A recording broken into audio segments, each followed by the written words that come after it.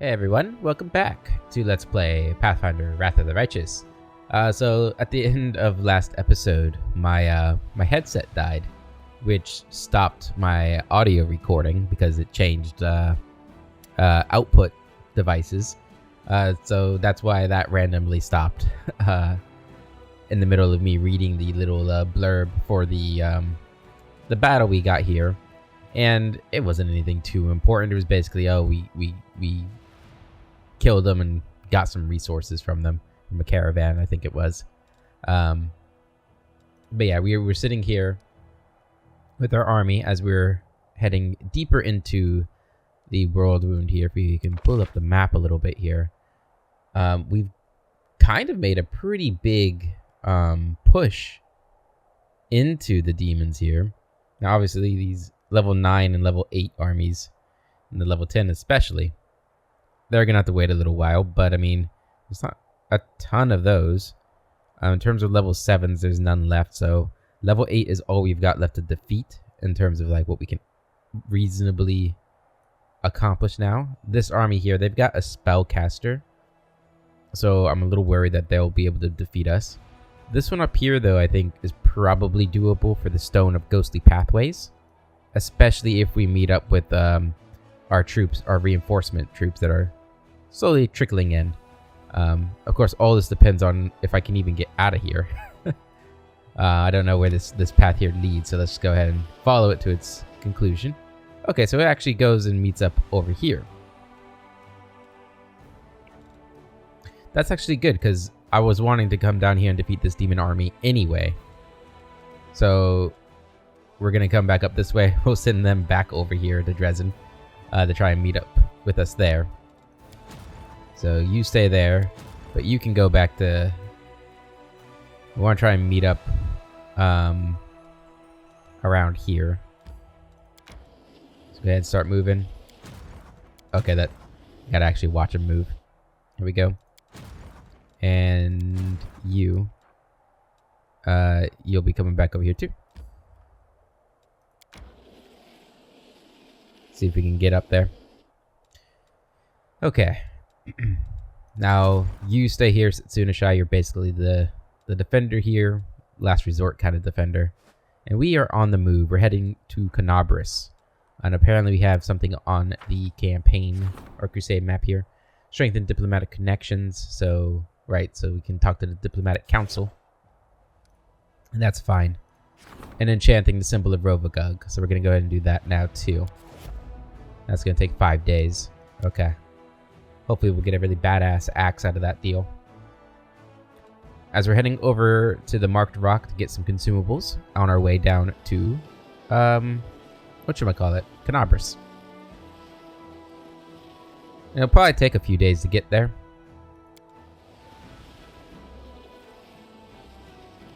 Oh, we found this too, the Hollow Tree. More consumable items. Go and collect that stuff. And I guess we'll go down here. Has it been another day already? I think so. Okay. Yep, come on. There, and then up here. Go as far as you can. Okay. Next group of soldiers. Go ahead, and you're coming down here. Oops. Nope, not you. Well, you can go. Good, so you'll meet up there. Come on down. And you'll come join up here.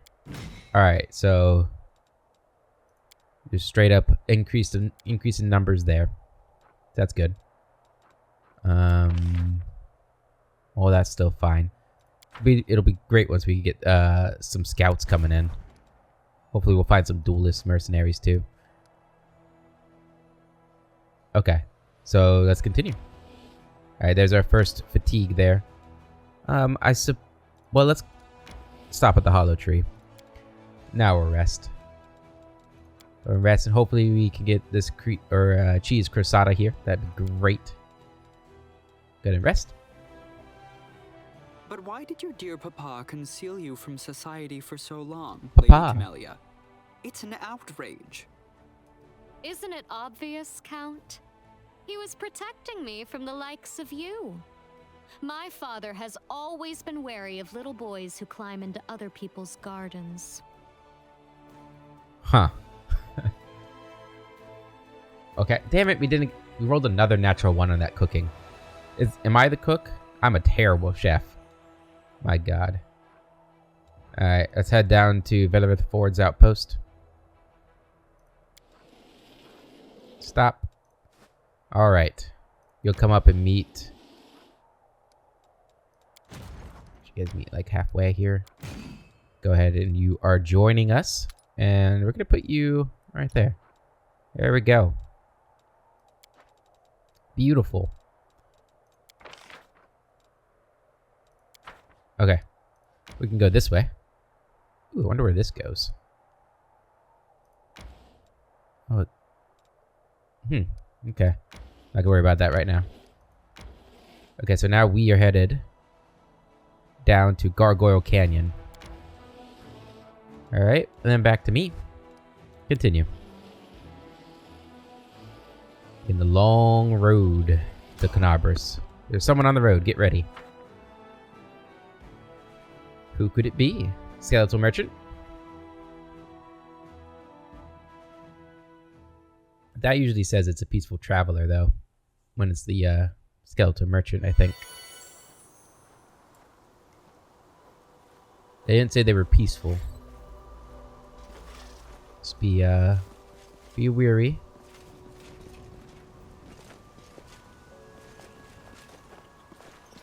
Squires.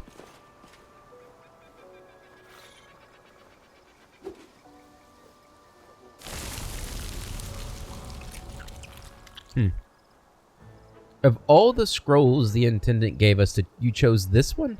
Really? It didn't even occur to you this was a problem? How are we going to face our mentor now? This is just a spell that... Well, long story short, it will help us against the demons. We still want to be saved from the demons, don't we? The young man who stands staring at something squirming in the center of the meadow turns his gaze to you. Oh, seems like we've got reinforcements, and it's the commander no less. Who are you? The young man salutes you hastily. We are Crusaders, Commander. The squires are Sir Alfrey, Commander. We will be here shortly, or he will be here shortly once he finishes inspecting the positions. We are preparing for battle. What happened to you? We are escorting rescued prisoners to Canabras after we heroically liberated them. The young man beams with pride. But there is an issue. Those from whom they were rescued now pursue us. So our leader and mentor, noble Sir Alfrey, decided to take a defensive position and fight. And we tried to get ready for battle. The young man looks hesitantly at the squirming plants. What is that? Point at the moving sprouts. This is a cluster of flexible, elongated, pulsating objects. These are the sprouts of plants whose behavior seems highly uncharacteristic for plants. You can call it a demon trap. Yes, definitely, it's a demon trap. They only look like ropes that are wider at the base and narrower at the ends and suddenly gained the ability to move. You're trying to say, like, tentacles. By the way, did you know 1 of 8 tentacles of a male octopus is also his reproductive organ? I did not know that. We don't use words like this here. What? Like pollen? Yes, that's right. The plant's shoots are full of pollen. Uh-huh. So where is your leader? Oh wow, you are bright.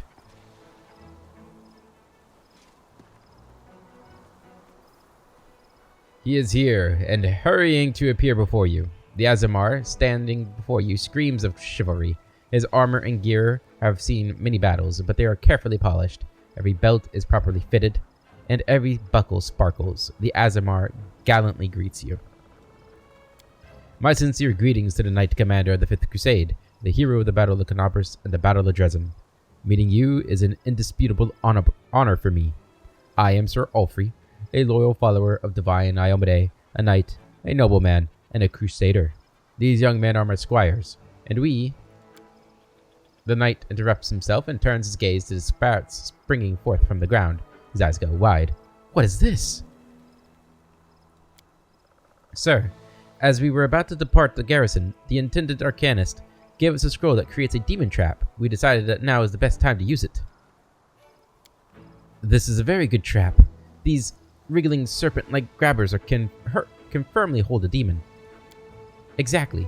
These rope-like moving sprouting pseudopods have the optimal shape to grab and mobilize a demon. Oh, why don't you just call them tentacles?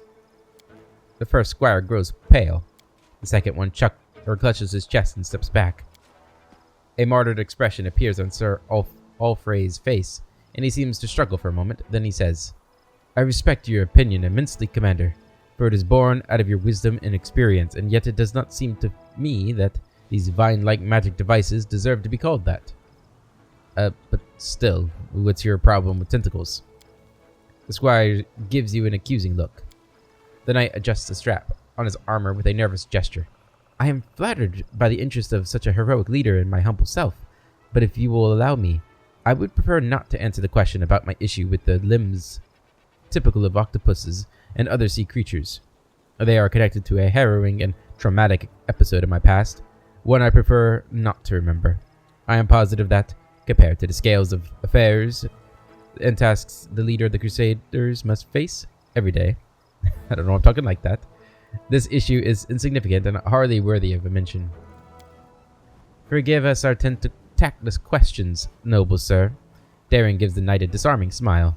Every person has a right to have secrets of his or her own, and it would be most disrespectful for us to infringe on this right.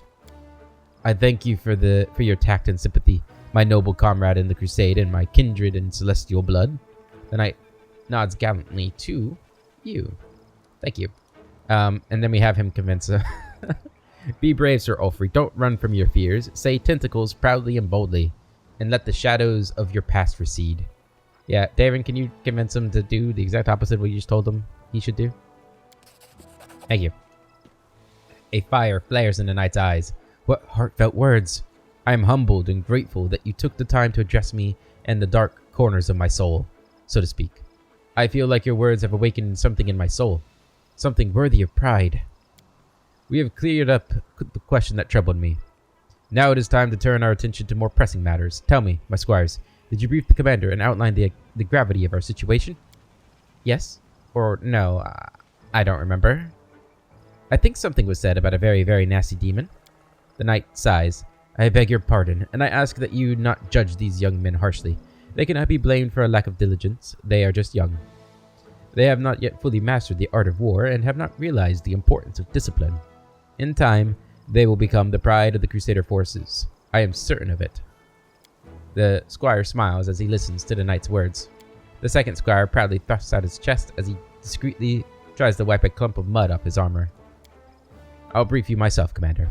A monster really is pursuing us, but it is not a demon. It is something even more heinous and unnatural. A demandand. The assessment of it is as a very, very nasty creature is accurate. My squires and I raided its lair and liberated several prisoners this thing was going to drag to the abyss. But now the monster is coming after us. I estimate it will be here in half an hour. We plan to fight it. I'll be happy to help you. This is wonderful, Commander. It will be an honor to fight side by side. Please prepare yourself for a very, very nasty demandand. Will soon be here. Okay. Gotta wonder if it's actually gonna be one. Oh, no, that's bad. The creature that appears before you looks alien and disgusting, even to those accustomed to the abominations of the world wound. Very, very nasty is a fitting description. Its flesh seems to boil and melt, and long, dark growths constantly shift and stretch along its flesh. The demandand stares at Sir Ulfrey. A mortal with the blood of heaven. I recognize your smell. It was you who dared break into my lair and steal my offerings to my masters. For this, you will become an offering yourself. You and everyone with you. Are you trying to threaten me with your puny weapons?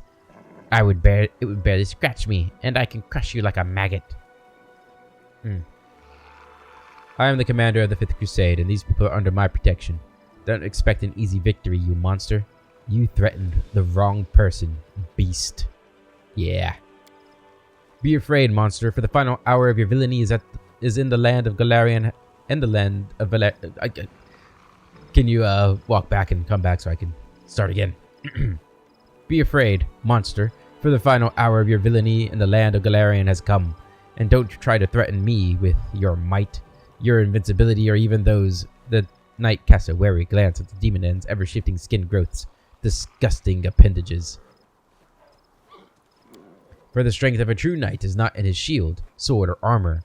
A brave heart is my sword, and my faith is a righteous cause by shield. Yet, even more importantly, the knight casts a glance at you, then grins at the monster. The knight has the power of tentacles.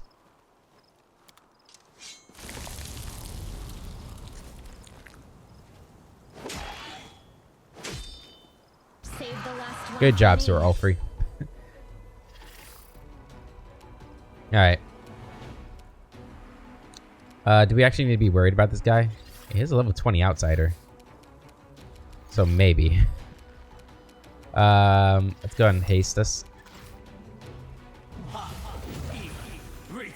Get in there and stab him. Wide open. Good crit there. Sir Ulfrey! No! He was a good man. A good crusader. Boom and boom and go and fire. I'll rip you apart. Doing 41 damage.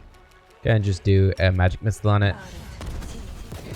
Get a little bit of damage on her. You come on in. Simply business. 28 damage. And then do that and do this and do that. And then attack. 41. Come on in. Out of my sight. The spirits demand your blood. Damn. Looks like a truck. No match for But not me. a strong enough truck because we are still going to kill him. Good. Grey Boar finisher. It's your time. Or him. Whatever it is. Oh, offer you your life. Sir Ulfrey catches a breath, looking around the battlefield. I thank you for your help, Commander. And I thank you even more for persuading me to confront my fears. No more twisting elongated vine-like things for me. Now, when I see tentacles, I will boldly exclaim, "These are tentacles." I was happy to help. I like to kill monsters that threaten me. Especially ones with tentacles. Yep.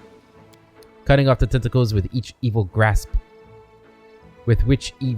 our homes and hearts, we make the world a better place, the knight solemnly pronounces.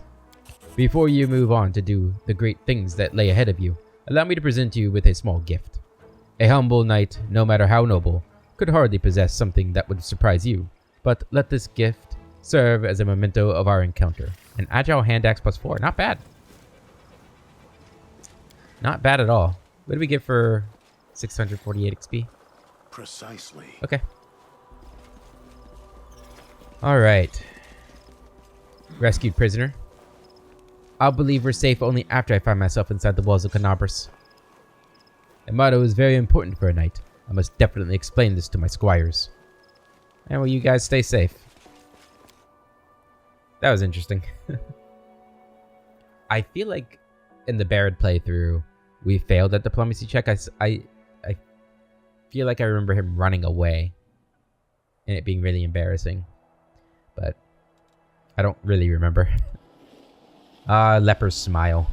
Terrible place. Terrible place. We're gonna wait until the new day to rest. Here we go.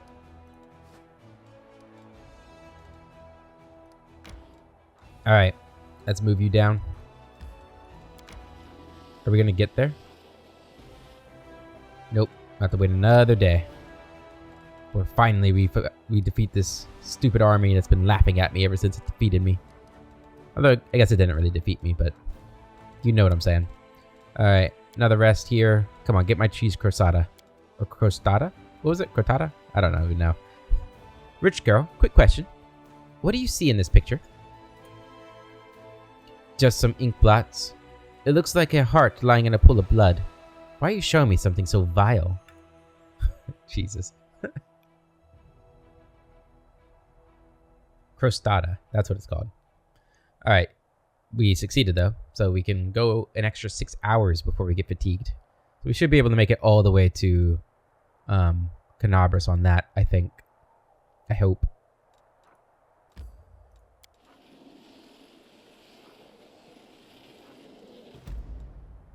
What did you see? Ravaged campsite. Oh, and then primitive altar there too. God damn it. Spotted an enemy. Let's evade him. Okay, back to you. What do we have in the thingy? The thingy. A visitor from the past. A small crevice opened in the middle of Dresden. Then a tiny, sickly old man climbed out, coughing heavily. He introduced himself as a spirit of the Sicorian land and thanked the Crusaders for their struggle. He wishes to help the Crusade and is offering the commander a choice. He can either open up the metal deposits that sleep beneath the earth not far from the fortress, or grow lush forests on top of them, where wild game will make its home. Choose the metal deposits. That is material points increased by 5 for 30 days. Forest. All units gain the robust feat. 2% bonus to maximum health. This is a heal effect. And help with everything he can. Add 100 material points. All units get the healthy feat. And that's 1% HP. Okay. So this would be extra 5 for 30 days. So that would be how many points? That's 150 points in total we get for that. I think the evil option. Convince the spirit to help with everything he can. Yeah. We lose 50 material points, but we also get a healthy feat trait thing. The spirit explained that he was suffering from a terrible sickness. The breath of the world wound had poisoned him. He was tired of fighting this blight, and thus agreed to spend what little power he had left to aid the Crusaders. With his remaining strength, the old man unsealed the ore deposits in the ground and revived the sparse groves, then vanished.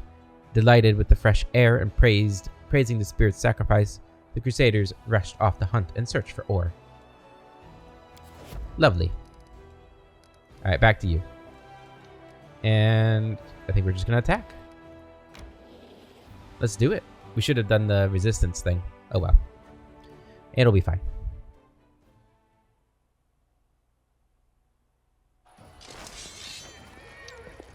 Alright. Blast them. Bang. Didn't shoot these guys. Good damage. We're gonna hold the line. Oh, that was weak.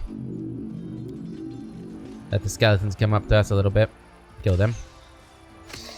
So we've got skeletons and skeletal champions here.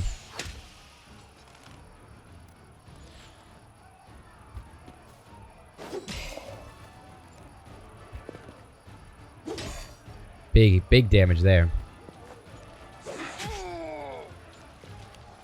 Good. That's exactly what I wanted.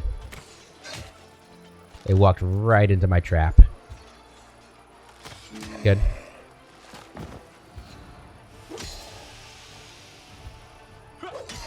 Easy. Man, we have become quite strong. We still have one more unit we can plug in there. It's going to be great. Having relieved the last undead from their curse, the clerics discovered an artifact emanating vile energy that had been attracting the living dead to this place. After carefully sealing their find with protective spells, the clerics brought it to the commander. Thank you very much. Stevanius became known as the Rotten after his act of treachery. An apprentice of Zacharias, a great hero of the Crusade, Stevanius deserted on the eve of battle for the Lost Chapel and dedicated himself to the forbidden art of necromancy.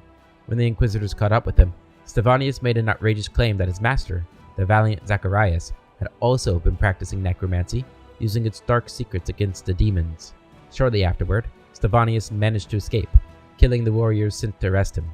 According to his journal, his next undertaking was a ritual that was supposed to transform him into a lich, an immortal master over the undead. The details of the ritual are now lost, but all the research into undeath points out that such potent magic cannot possibly exist. The tragic death of Stevanius the Rotten, who failed to achieve immortality and ended up a mindless undead, serves as yet another proof of this. Ah, yes, but we know that he was right about Zacharias. Alright, so from here, we're going to go back up to the capital. And, I mean, we don't really have... So, level 9, level 8. I guess we'll go for the level 8 armies now. Don't really have much choice otherwise, if we're going to do anything with our armies besides just sit. Okay, that's fine. I think we can take the one in the north. For sure. Like that. Alright. Keep going down.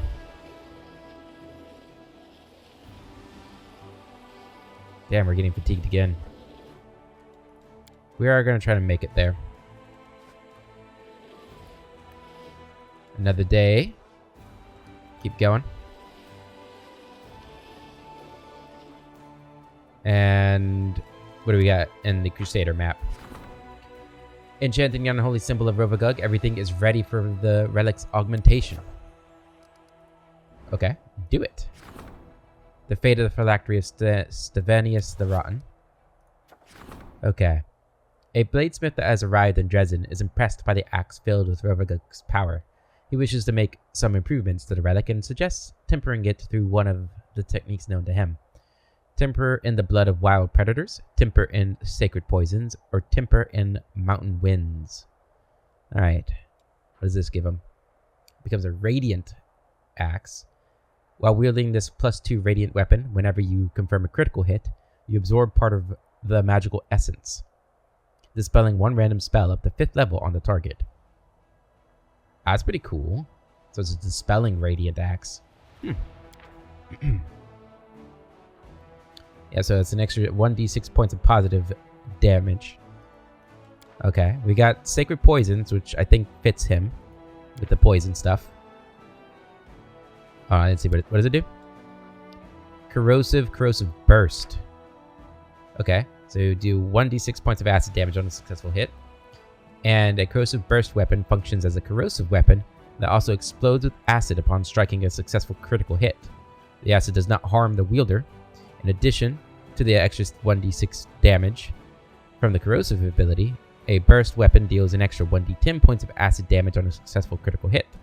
If the weapon's critical multiplier is times 3, add 2d10, and 3d10 if it's times 4. Okay, that's interesting.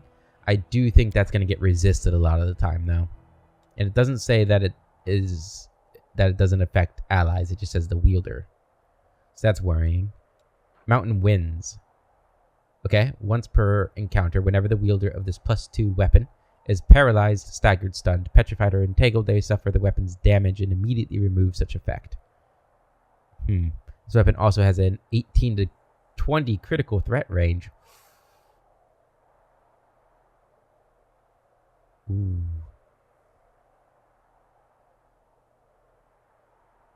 Gravesinger. I think I've heard about this. I think I've heard the name read about the name Gravesinger before. I don't remember when though. Executioner of Evil. I mean, the spelling is good, but I don't know. I like this one too, but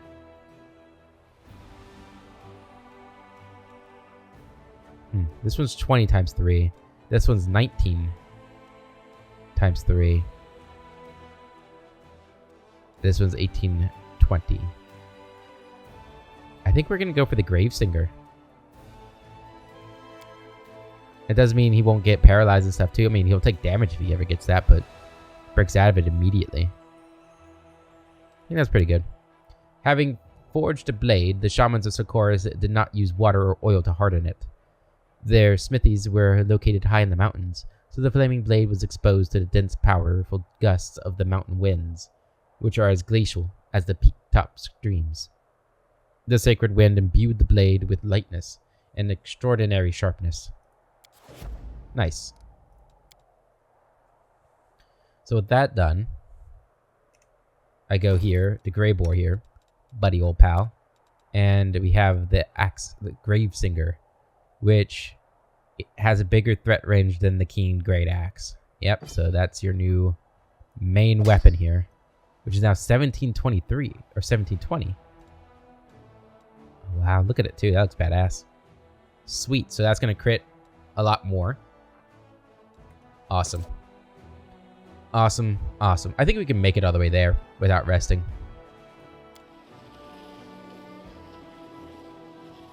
And I see that we can recruit soldiers, which is perfect because we're right here.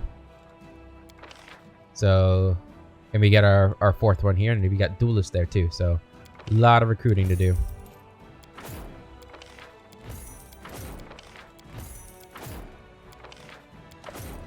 Oh, I guess we gotta do... Alright, send you down. Join up. Alright, so now we have mounted scouts as well. Damn, this army's looking pretty big. Still at only power 7 though. Alright. Recruit you guys. Hopefully we get some clerics. No clerics this time. Damn. But we got another group of duelists. Go ahead and join up. Still not 8. Huh. We're seeming pretty strong, I think, though, at this point. I'll put you there. Frontliners. Cool. Alright, back to me. We are now in Dresden.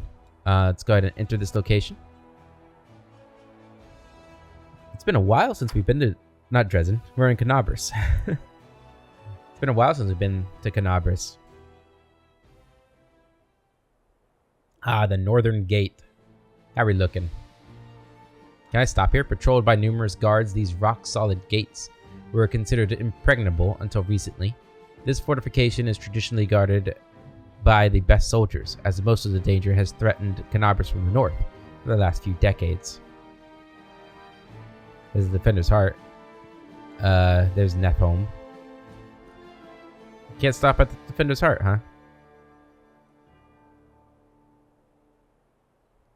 No, I never really looked away over here. I didn't know there was like a big lake next to it. That's kind of cool. Alright. Can we go in here? Looks like we can. I wonder if there's like an inn here we can sleep at. That'd be nifty. That would be nifty. Huh? Wait. Oh, I guess that kicks us out. Never mind. Well, if I had known that. I'm wondering if I should rest. Probably should. Probably should. Yeah, because we are... Some of you are exhausted. So we'll rest. We don't get any corruption in here, so that's good. Here's an interesting fact. To dissolve a body in acid cheaply and without the use of magic, you simply need to... Go slower, please. It looks like it's my turn to start making note of interesting facts. I like this group. I actually really like this group. I don't know if Woljif's going to make it back in.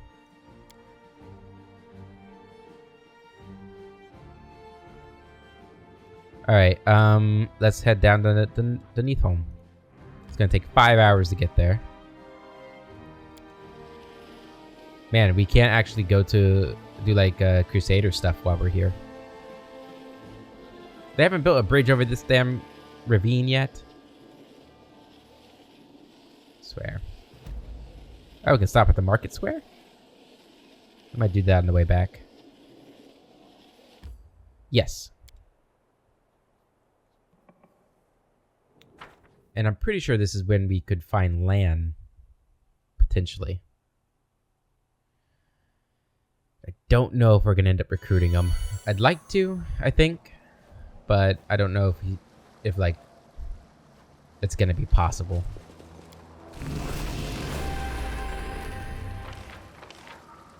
Just in case.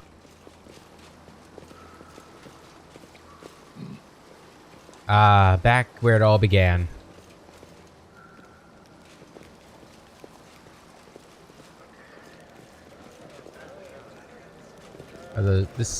Where are we? Is that my tent? That's my tent. Okay. Alright, this is where Anevia and what's his face was at. Horgus. Well, now that I've found that box, is there any other loot littered around? Oh yeah, look at that. 189 gold right there. Free for the taking. I hear they're all gathered waiting for me, it seems like. Good.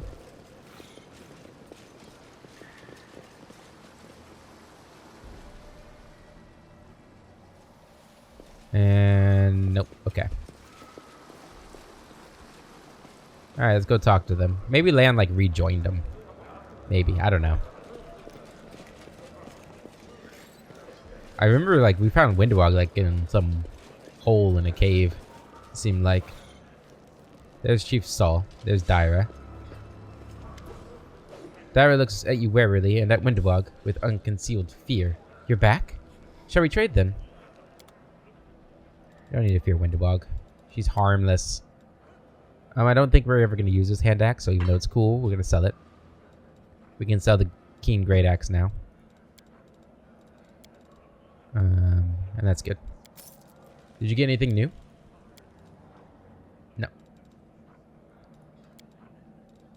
Bag of holding? Bag of holding?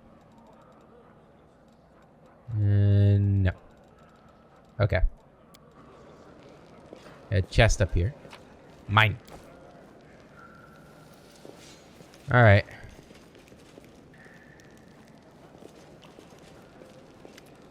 Soul, squinting nearsightedly, looks at you intently. His fleshy, sad face is a mask of weariness. Ah, Uplanders. Well, hello, Uplanders. Did you get your Canabrish back? What brings you to us?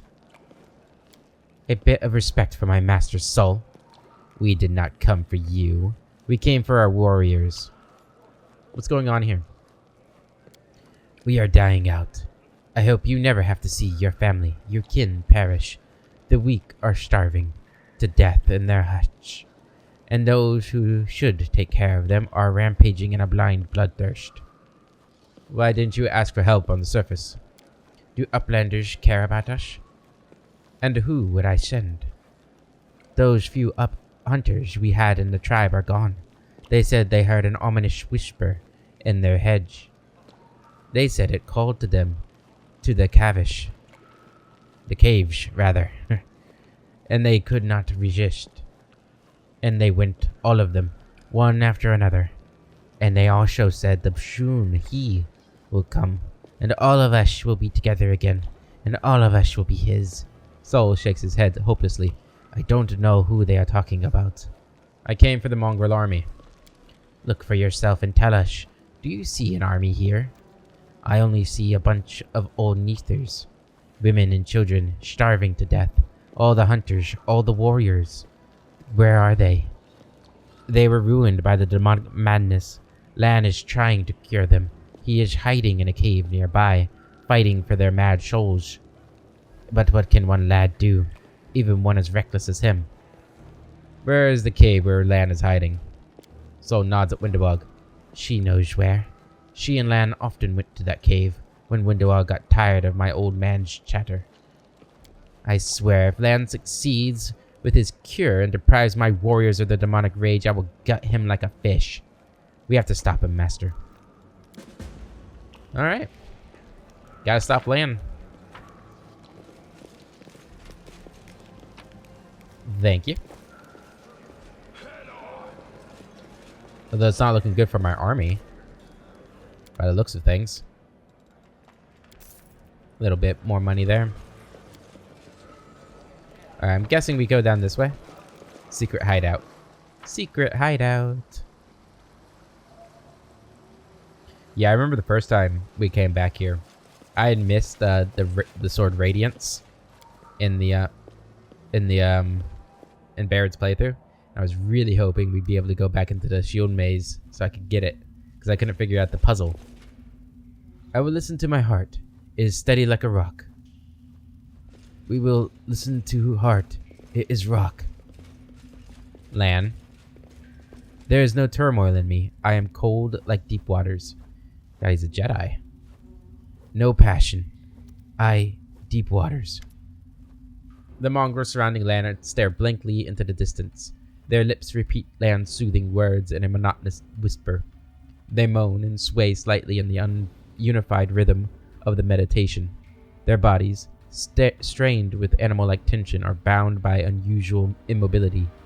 No growling or roaring can be heard from these creatures, who were previously the embodiment of rage. What are you doing? You're ruining them. Master, he's ruining them. He's trying to smooth their blood rage, kill their strength. Stop, you pathetic scum. The huntress's enraged screams carries to the roof of the cave, causing many of the mongrels to flinch and turn their empty eyes toward her. Lan takes a fighting stance. Gritting his teeth in displeasure, he says, I'm trying to cure them, Windewog. Cure them of the demonic rage you helped inflict upon them. Did you come to finish what you started? I won't let you. Lan casts a desperate look at you, then at Windewog. Windu, the future of the tribe is our concern. Don't drag strangers into this. You want blood, then I'm challenging you to a duel. Let's fight for the fate of our tribe, just you and me. Turning to you, Windewog grins ominously. The fit of rage that possessed her subsides, giving way to mocking anger. Did you hear that, Master? He wants to fight. What are you doing here? I'm trying to drive the demon's foulness out of their minds, of my fellow tribesmen. Meditation soothes their anger, calms their passions. Their eyes don't cloud with blood anymore. I can see it in their eyes. They're not beyond saving. I can bring them back. Your stupidity is an insult to the entire tribe and a curse on us all. You're trying to neuter them, take away their strength, doom them to an eternal existence in oblivion. Look into their eyes. A slug has more will to live than they do. How are you trying to cure them? Lan shakes his head. Intuition. Or maybe the rocks themselves whispered the right words to me. We are too closely connected to these caves for them to silently watch us die. Why are you getting in our way? If you lose the fight, will you back down? You don't stand a chance against Windewog. Looks like a fight is inevitable. I came for the mongrel army, Lan. The hunter shakes his head. That's not going to happen. Go away and take that mad bitch Windewog with you. You won't get another mongrel but her. Windewog spits out angrily. You'll pay for this. For maiming my future warriors. For your filthy words. I'll rip your heart out. Why are you getting in our way? Raising his head proudly, Lan holds his bow in a tight grip. You and Windewog want to turn my people into your fighting animals. Toss us into the fires of war like fodder. I won't just stand by and watch it happen. Idiot. Our fellow tribesmen are gaining the power that was destined for them. And you want us to keep languishing in poverty in these catacombs instead of going up to the surface and showing the world how strong the Neithers are. If you lose the fight, you'll back down? Lan shrugs indefinitely. If I lose, I'll be dead, and no longer a thorn in your side. Windewog bars her teeth in a rapacious snarl. She looks at Lan greedily and without remorse, like he's a juicy piece of meat. Not if, when. You don't stand a chance against Windewog. I wouldn't be so sure of that. I'm fighting for my tribe, but she only fights for herself. Little Lan always wanted to be a hero, right? Well, in honor of what we had, I'll let you die as one. Looks like a fight is inevitable. Lan nods grimly, and I'm asking you, stay out of it. You're not a mongrel. You don't decide our fate. We won't stand in your way. You're doing everything right. Allow the duel to begin. This will be an honest fight, just Windewog and Lan. I've never liked duels, Windewog. Let's kill this fool. Windewog, are you the leader of this pack of mongrels? Awaken the demon's blood rage in them. Windwalk, you have to settle this conflict between the two of you. Gonna go with this one. Let's test Windwalk. Tossing her head back, Windwalk lets out a horrible, blood-curdling battle cry, a shriek of rage, and a call for bloodshed. In response, a chorus of howls fills the cave. The daze of intoxication clouding the mongrel's minds disperses, and you see a pack of raging, half-sentient creatures who only want to kill and destroy. Lan, looking desperately at his failure, cringes painfully. You ruined everything. I was a step away from curing them, and you killed us all. Brothers, sisters, stop. It's me, Lan. No, stop. No, I'm one of you.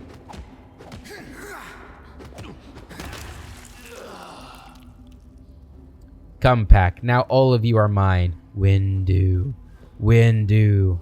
Come to me and drink my blood, and for this you will give me your lives. I can't believe Lan just died like that. That is heartbreaking to me. Oh, Lan. No. Poor little Lan. Oh, he's still alive. What? Get a composite longbow +3. Where'd you get one of those? It's holding back on me. Man, now he's T-posing. The disrespect. I hope you appreciate this. Merciless shot. +1 attack while using point-blank shot. Oh, really? Sounds like a good ring for you.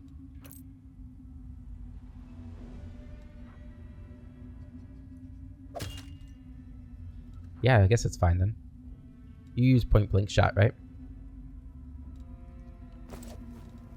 I'll prove Yep. I'm the best. Cool. Alright, so what? Do we go back home? Talk to Sol. Okay. Man, that's such a gruesome death for Lan. That's a lot more evil than what we did to Windwalk. I think we just killed Windwalk. But yeah, to have his own people tear into his flesh with their bare hands. Oh god. That's rough. That is rough. It didn't seem like there was gonna be any way to save him. Or like recruit him. There was worry in Sol's ugly face. I have no idea how you managed. You made my fellow tribesmen come back. I can't stand to look at them. They growl like animals, eat like animals. They look at you like they want to devour you. Don't want to obey at all. Get used to it. Now the Neathers only obey the strong. You are not their chief anymore. Windwalk looks arrogantly at Sol, who's taken aback by her brazenness. Where is Lan? Have you seen him? Are the mongrels who returned to the village peaceful? Not peaceful at all, no.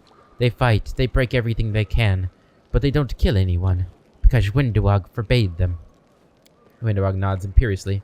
I forbade them to spill blood without permission. Don't be scared, old man. They won't touch you if you don't make me angry. How quickly can you get to Dresden? Those of us who are sentient will gather all the food and water we have, so that your wild warriors won't starve to death on the way, and will depart right away. I can sense the thirst for blood in my fellow tribesmen. They shouldn't be kept waiting for long. Lan is dead. Looking down, Sol sighs gloomily. Destiny. I saw him learn to hold a bow when he was a little boy. He's always been devoted to the tribe, and was prepared to give his life for us. Daring. A true underground crusader. So, the promised time has come. It's time for Neathers to return to the surface. It's just... the tribe won't listen to me now. Windwalk takes a resolute step forward. It's not you who will lead them to the surface, Sol. We need a new chief. Young, strong, and ready for hard trials. We are going to war where your experience will count for nothing. So I will lead the tribe. I, Windwalk, the strongest hunter in Nithome. Is there anyone here who would dispute my right to lead the tribe and our people? A satisfied smile plays on Windwalk's lips, and she watches her kin nod and mumble approvingly. You see, Master, The army I promised you is yours, is in your hands. The Neathers will show you their true might, and will never have to live in these dark caves again. I will lead the army in your name, and we will rip to shreds anyone who dares to resist you. Windwog's ecstatic speech turns into a battle cry that spreads throughout the village, echoed by the other mongrels. Awesome. Yes, bow, clap, all that good stuff. The Dragon's Fate. Pine turns later. Okay. So was that the end of that quest? Probably can talk to her when we get back. I can sell you one last time. Boop. And I suppose we can sell Delamere. I don't want to sell it to you though, just in case I do want to get it back. I don't want to sell any of that either. That's all good. Okay, let's get out of here. I think it's actually this way. Area exit.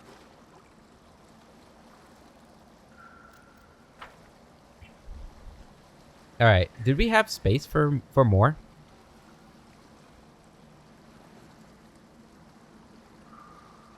Actually, I don't think we do we? Like in my army. Can I squeeze the mongrels in there? Or are they going to be mercenaries? I don't know. They might be like a crusade event that I have to do. Maybe? I don't know.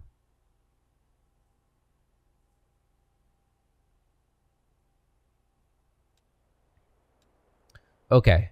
Looks like we can go to the market square. The city fair with lots of attractions and live music was in full swing when the demons attacked. Now the pavement is stained red. This is a place where the demon lord Discari cleaved. Okay. Location is unavailable. Gotcha. Alright. Off we go.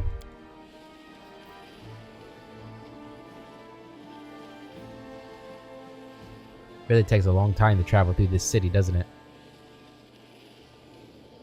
Like, it must be a massive city. Takes 5 hours to get to the center of it. I guess there's a massive ravine in the middle of it now, so that slows things down, I'm sure.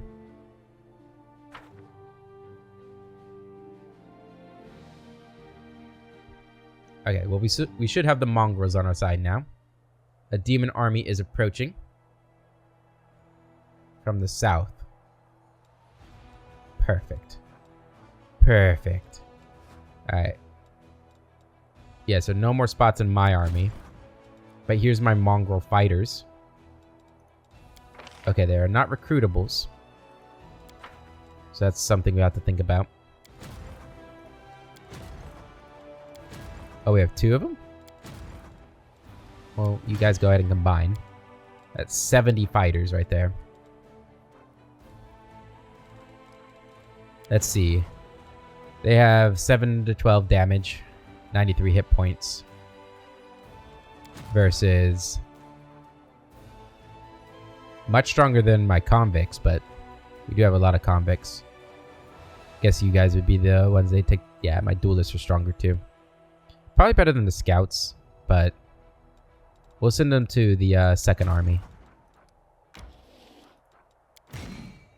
To your army. That puts them at rank 4. That's not bad. That's not bad. Do you have any ranged people? You have the marksman.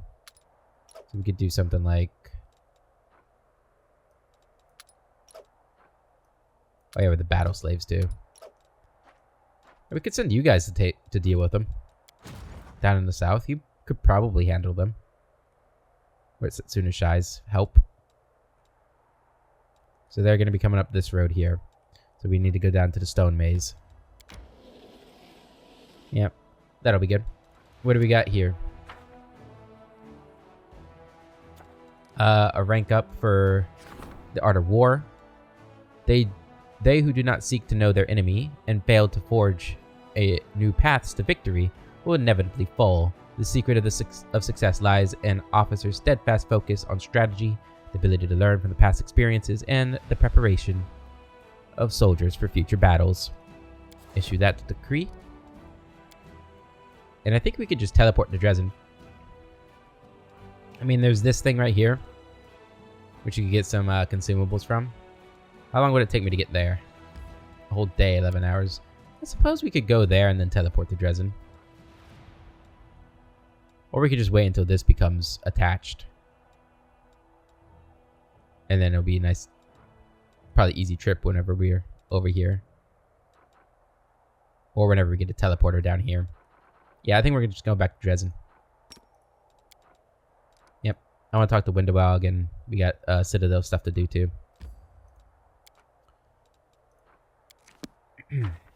Let's do the Citadel things first. I think we have, is the leadership that upgraded, or is it logistics? I don't know. I don't think it was military, because we just ranked up military.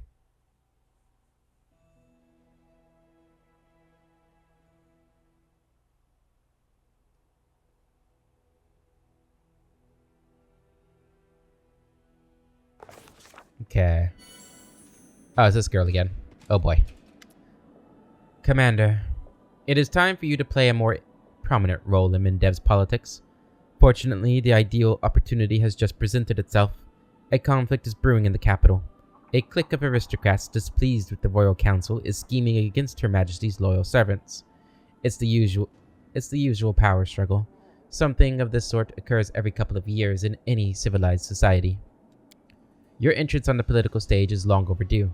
Given that your opinion in Mindev is outstandingly well respected, the Royal Council has decided to make use of it. They are expecting you to denounce publicly the nobles' attempts to challenge their rule.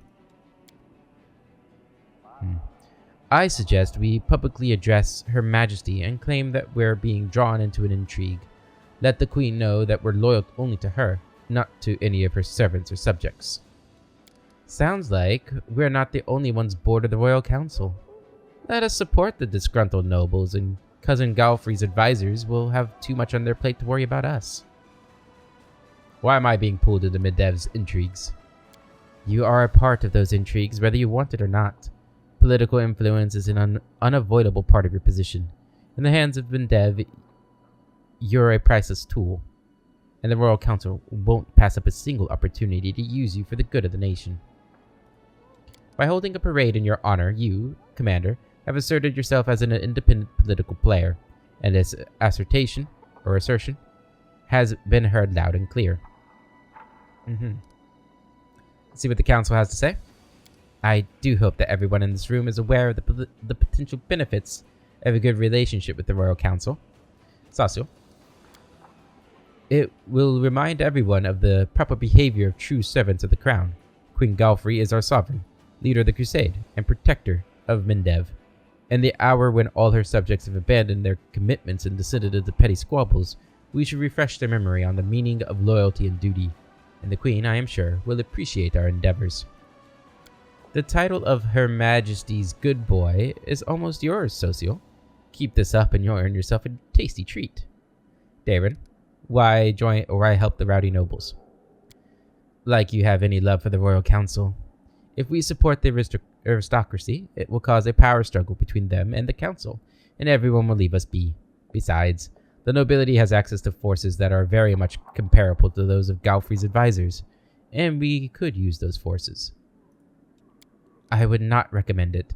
Count Arendae is simply entertaining himself by turning the Royal Council against you. Lady Konomi, how will the Royal Council repay us for our support? Spoken like a true politician, Commander. Very well. Let us talk price. Lady Konomi looks at you with a smug, somewhat predatory smile.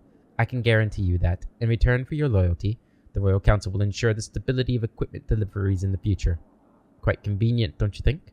Having no one twisting your arm with threats of supply shortages? She glances at you with an obvious hint. Furthermore, the Royal Council may review Dresden's reinforcement plan. Mindev has plenty of garrisons holding an excess of troops. You need them more than they do. Everything's clear? Alright, Socio, let's see what his option says. Help from Queen Galfrey decree. 12 paladins, 30 champions are recruited at the commander's headquarters. Darren will support the Mindev nobility. Help of the noble houses. 12 cuirassiers and marksmen. Lady Konomi, we will support the Royal Council. 70 slingers, 100 conscripts.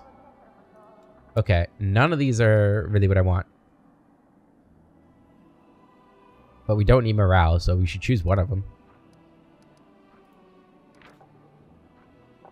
I guess we have marksman. Darren, what support Mendev's nobility? Isn't this wonderful?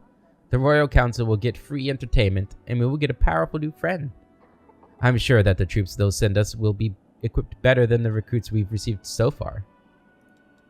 This meeting is adjourned, but I'm certain that the crusade will soon require another decision from the Diplomatic Council.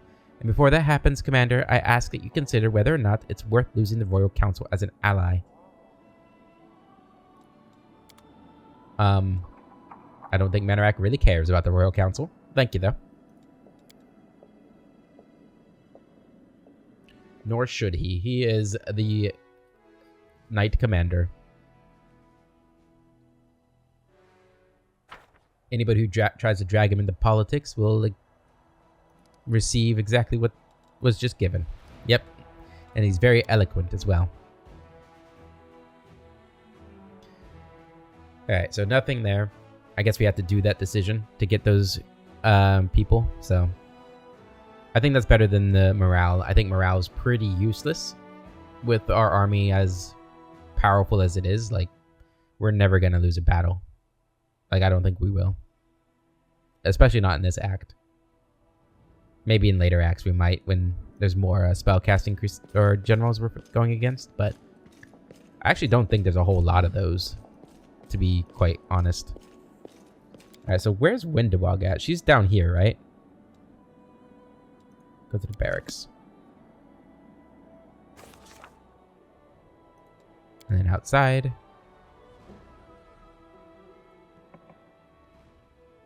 Where'd this put us outside, though?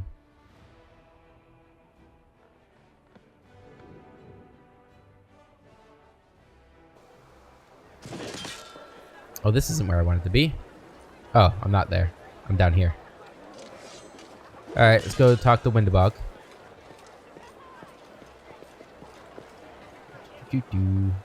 Windawag. Chiefess Windawag now, I suppose. Alright, there's Chief Sol. Look at these guys. They badass. You don't understand. If you don't tend to the wounds, they might get infected. Our tribesmen will get a fever, or even worse, an entire epidemic might begin. Excellent. The future has no place for weaklings. Those whose bodies can't handle the wounds will die and stop burdening us with their presence. And the rest will become stronger and tougher, hardened. I am culling my tribe. Your tribe? Who do you think you are? A queen? This is not the way the Neithers live. What are you arguing about? Windawag casts an arrogant glance at Sol. Sol still can't shake the delusion that he is the chief of the Neithers. He thinks being old and frail will protect him from my wrath when my patience runs out. It won't. Sol's voice is stubborn, but with a hint of cautious. You are young. You are spiteful. You've seen little and know little. I'm still responsible for the tribe, and stop threatening me, because I am mightily old, which means I am not afraid of death. Windawag, the old man talks too much. Teach him a lesson. Grinning with satisfaction, the hunter deals a lightning-fast blow. Blood and snot sputter from Sol's nose. The old man grunts, stunned, and drops to his knees. Don't you ever say anything like that to the commander, you old fool. Do I have to hit you again? Waiting for the old man to shake his head, Windawag nods with content. What? Are you crying? Stop it. Sobbing old men are disgusting. So, do you think Windawag is a bad chief? She is too merciless to her fellow tribesmen. For her, all of us are tools of war. If it keeps going like this, the tribe will be bled dry. You're definitely not tools of war, Sol. Don't be afraid. A great future awaits our tribe. When only the mightiest remain in its ranks, they will produce strong and hardy offspring who will inhabit the lands we conquer. The weak will also be useful. They'll shed blood to nourish our new lands. Why can't Sol still be the leader of the tribe? Sure. Strange times. Let the young make new roads for the tribe in a new world. Although, of course, I never pictured Windawag as my successor. You pictured Lan, that spineless scum. Enough whining, I'm sick of it. If Lan was leading the tribe, you would still be sitting in the hole you call your home. You should thank your destiny for sending the tribe a leader like me. And a patron like our master, of course. Life doesn't stand still. Get used to the new chief and the new times you're living in. We are trying, Commander. But everyone can speak in the tribe. That's our way. Even those who argue against the chief. Windorg's voice is ice cold and furious. I don't give a damn about your ways. You may only talk when I allow it. Remember, Soul, you are trying my patience. Although your experience is useful for the managing of the tribe, I won't hesitate to rip your fat heart out if I even suspect that you're defying my authority. Have the mongrels settled on the surface alright? It's hard for them. The sky, the sun, open spaces. All this is new to them. Many of them are scared. Keep close to the ground. Look for burrows to hide in. But our new mighty chief doesn't leave them the right to be scared. She ordered to drive everyone out of the basements and drains they were hiding in with sticks. She said the next time she would send warriors with sharp spears. She said we must forget the idea that a retreat back to the caves is possible. From now on, Neithers live on the surface. How's life on the surface for the mongrels? Sol waves you off, vexed. What about them? They don't live, no. Just exist. I look after them. But they only want to eat and fight each other. I feel sorry for them, but it can't be helped. What do you think of life on the surface? Truth be told, it's frightening. Strange sounds, no ceiling, smells like something. It's hard here. But then again, I don't cough as much as I did down there. The sun is nice too. Oh, and I go to the priestess of Iomedae. They give some nice sermons, just lovely. And still, this is not my world. It's just for the young ones. Let's stop there. As you wish, Commander. Master, my warriors are eager to fight. Send them into the heat of battle and let them show their worth. They want to wash off the dust of Neithholm with the blood of their enemies. We acquired a mongrel army. How are you going to make invincible soldiers out of them? We must get Savamalik's blood. It awakens the power that lies dormant in our veins. I will interrogate every demon and cultist I get my hands on. Windorg chuckles gleefully until I find out where we should look for Savamalik. As soon as I learn anything, I will immediately tell you, Master. Your people are going to be living on the surface. Maybe we should change the name Neithers to something more appropriate. No. It is a glorious name, and we will not give it up. It holds our past, our glory, and our strength. Let our descendants know where we came from. Let them understand how hard it was to survive in the caves, and let them strive to be no weaker than their own unbending ancestors. You've wanted to be chief for a long time, haven't you? Windorg's posture becomes proud, even haughty. Oh yes, Master. My father was chief of Neithholm, and his blood is in my veins. And his blood in my veins gives me strength and will. In times of hardship, Neithers must be led by a powerful, cunning, and merciless chief. Do you know anyone better suited to the role? I hope your warriors are worth all the effort. Rest assured, Master. I will personally kill any weakling who disgraces my tribe. Have you started searching for Savamalik yet? With his blood, your warriors will be invincible. Yes, Master. My hunters regularly bring me prisoners to interrogate, and I interrogate them with extreme thoroughness. Unfortunately, so far none of them have known where to look for Savamalik. But sooner or later, we'll pick up his trail. That's it. Alright. So we now have the Neithers, the mongrels, with us. Cool. I'm excited about that. I like the mongrels. I'm a little saddened by Lan's end. That I'm not gonna lie, that hurt a lot watching him die like that. After everything we went through in the first playthrough. It's tough. It's tough being evil after being good. I've said it once, I'll probably say it again. Whew. But yeah, we do have strong soldiers now with the enraged mongrels. Alright guys, in the next episode, I think we're gonna head down to Green Gates with Ursula and see what's going on there. But until then, hope you all have a wonderful day, and I'll catch you later.